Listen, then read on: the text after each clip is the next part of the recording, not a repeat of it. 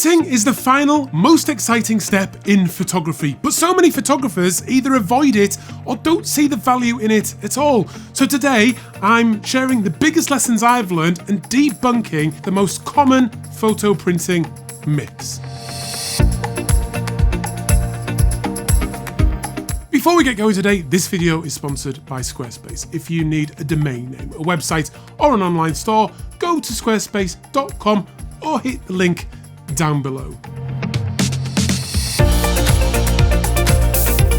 Over the years, I've been lucky enough to use a variety of lovely cameras with huge megapixels and medium format sensors. I've seen the files this insane 150 megapixel phase 1 camera produces, and I've spent a decent amount of time with this Fujifilm camera, and the files it produces are dreamy and lovely with immense detail. But there is only one practical reason to own a camera like this, and that is if you need to produce very large prints that hold their detail when viewed very closely. Now, there's no denying that prints like this are amazing, but in most circumstances, there's no need for it because as you step back to an appropriate viewing distance to see the whole thing, that level of detail is no longer required. You also end up filling your hard drive much more quickly because the file sizes are massive. The megapixel wars that took place in the early 2010s were really nothing more than a marketing tactic similar to the horsepower wars that car manufacturers went through. After a certain level, it becomes almost pointless. In fact, with photography, the trend has been for people to view pictures on increasingly smaller screens. I would even hazard a guess that 90% of people now only view photographs on their phone. And at that size, even 25 megapixels is a complete waste, never mind 100. It's why, despite being a professional landscape photographer, after all these years, I still haven't upgraded my Canon 5D Mark IV. The 30 megapixel sensor still gets the job done. Last summer, I had this incredible evening out on the hill where I shot this scene here as a panorama. By combining around 22 images shot in a vertical format, I ended up with a file of over 400 megapixels. And when I took this to Canon and we printed it out at 3.5 meters long, the up-close details still looked incredible. So unless you want to make very big prints that hold very fine detail when viewed very closely, anything beyond 20 to 30 megapixels will provide very diminishing returns. After many years of trying to encourage people to print their photos, by far the biggest blockage is the idea that printing is too expensive. Whilst printing is certainly not cheap or free, I think what people actually mean when they say this is that printing their photos is not valuable enough to them to justify the price. And that's really why I wanted to make this video, to show the value and satisfaction it can provide when we bring our photos into the physical world. However, in the digital world, we've become very accustomed to the idea of things being free. This is unsustainable and becomes very obvious in photography once we realise in order to get our photos in hand, we have to commit physical resources and money to make it happen. A painter or a sketch artist wouldn't think twice about this, but since we got used to capturing thousands of images on an SD card, an ongoing cost to produce our artwork for many might feel a bit uncomfortable. The thing is, it doesn't have to be expensive. I was talking to a guy the other day who gets a deal with his local supermarket where he gets a load of prints each month for £30 a year. I then looked at a big UK supermarket, and if you get 200 4x6 prints made, it will cost you just £30, and that's 15 pence per print. The little printer I used on last week's video cost me £120 to buy, and then each little print costs about 80 pence to £1 each. After I've documented my full year of landscape shoots in this little scrapbook, that's going to be extremely valuable to me and make it well worth the money I've spent. I've been using the print space in London for many years as well, and there you can get a big 20-inch print done on photographic C-type paper for around £20, and that thing is going to be of the highest quality. I'll put a link down in the description if you want to get 50% off your first order there. I heard an amazing quote the other day that a producer said to a musician about audio files.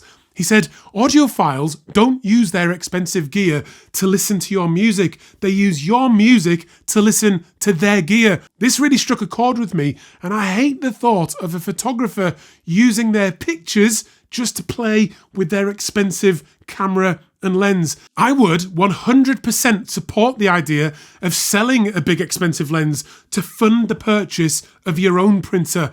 Not only can controlling the process from start to finish bring about massive improvements in your photography, if you sell a lens, say for around £1,000, that will be more than enough to fund the purchase of a top quality A3 Plus printer and then a good few years of happy printing. And although there is some justification in calling photo ink liquid gold, you'll never have to pay the eye-watering price of a full set of inks. The printers come with a set of starter ink that will easily do over 20 full-size prints, and the inks run out at different stages, so I always just replace individual colours as I need them. Photo labs are better than home printing. Assuming you use decent photo paper and have a proper photo printer that can make A3 or above prints, then the answer is most definitely no. I've done a whole video about this before where I made direct comparisons, and printers are so good these days, the quality is completely pro. It's also likely that the lab's just using a bigger version of the printer that you have. Obviously, labs can make bigger prints, and at home you're also limited to inkjet. Like I said earlier, the print space can also make C-type prints that exposes your image to light sensitive paper, which is then passed through chemicals and your print literally develops. These are massive machines, but the prints they make are beautiful, can be wiped clean and have a subtly different quality to inkjet images. The truth is, if you use a cheaper lab, the quality will be worse than you can achieve at home due to them using cheaper printing techniques and cheaper paper.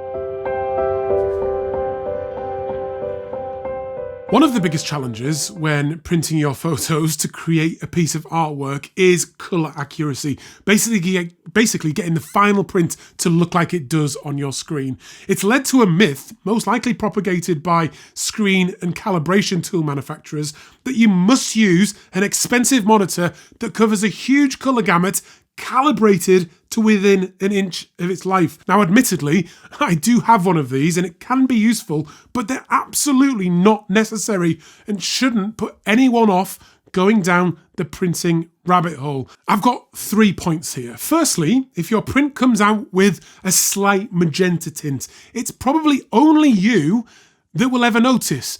Secondly, if you want colour accuracy, I used to just do a small 4x6 print first and make adjustments before printing out the full size image, and that always worked really well. Thirdly, if you have a Canon printer, you can now use the Canon software, which has a feature called pattern print. This is a very handy feature where you print out what's basically a contact sheet with several variations of your image with the colour adjusted. You then just compare all of these to your screen version, pick the one you like, and then dial that in for your final print.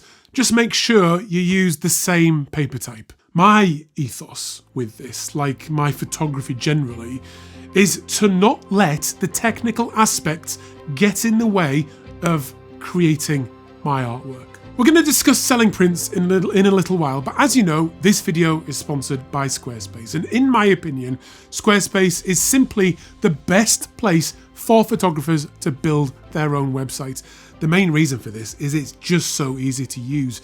You just go to squarespace.com, type in what you want to do, choose a template, add some of your own words and a few pictures, and before you know it, you will have a unique and beautiful looking website. It's now even easier too because Squarespace has introduced some AI tools with Squarespace Design Intelligence. You can create a custom template and the AI will assist you with things like the copy, like crafting video or product descriptions. It's incredibly powerful and allows you to focus on the things that matter most to you. Squarespace will also grow with you if you want to then convert your website into an online store to start selling things like prints or books or workshops or calendars or mugs Whatever photographers like to sell, you can do that just as easily with Squarespace. I've been using them for many, many years, and I only wish I discovered them earlier. And if you ever run into trouble, they've got award-winning customer service to help you out.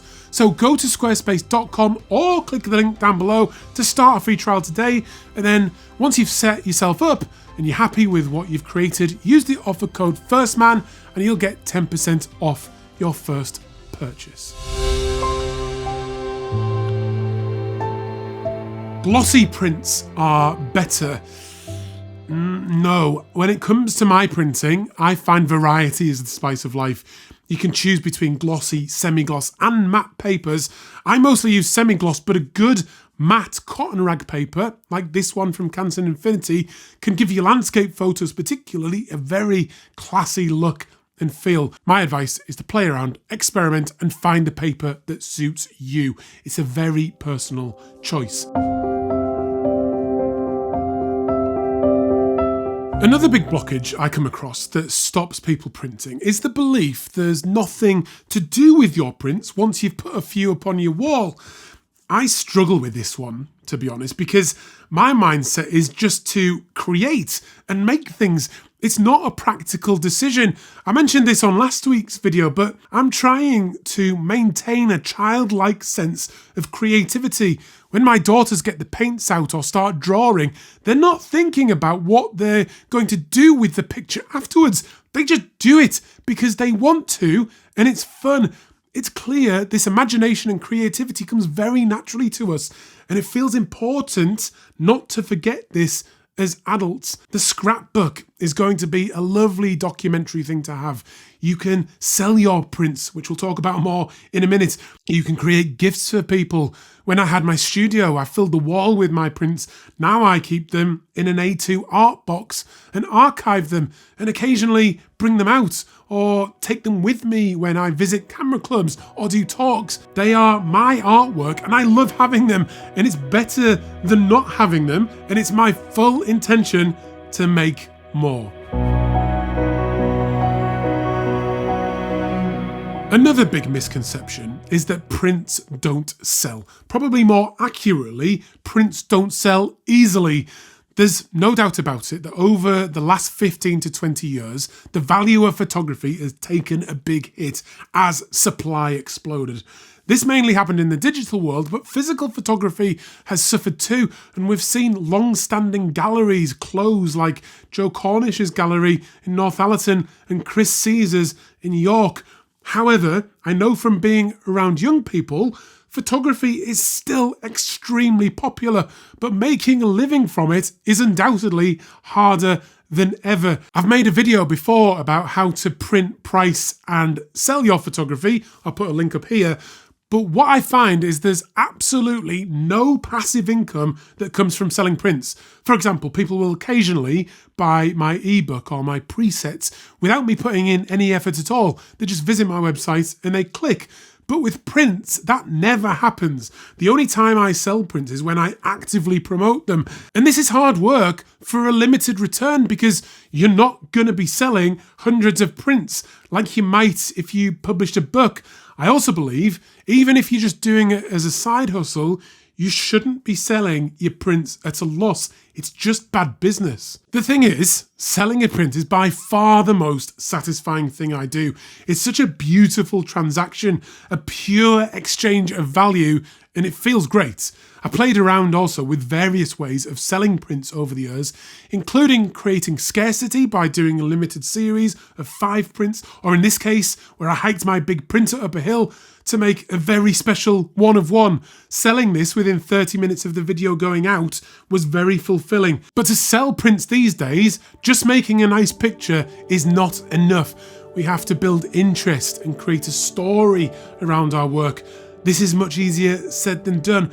But like with so many areas of business, if you want it, it's out there. It just requires a lot of persistence and hard work. Overall for me, printing my photos has never been about the money. It's about indulging in the art form that I love, engaging with that childlike creativity, and just making stuff without fear or concern of what will come later. My hope is if you haven't done so already, you'll give it a try and bring your photography into the physical world exactly where it belongs. Click down below if you'd like to support the channel and become a patron, or simply hit the like button.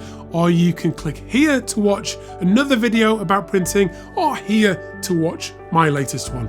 I hope you enjoyed that, and I'll see you again very, very soon.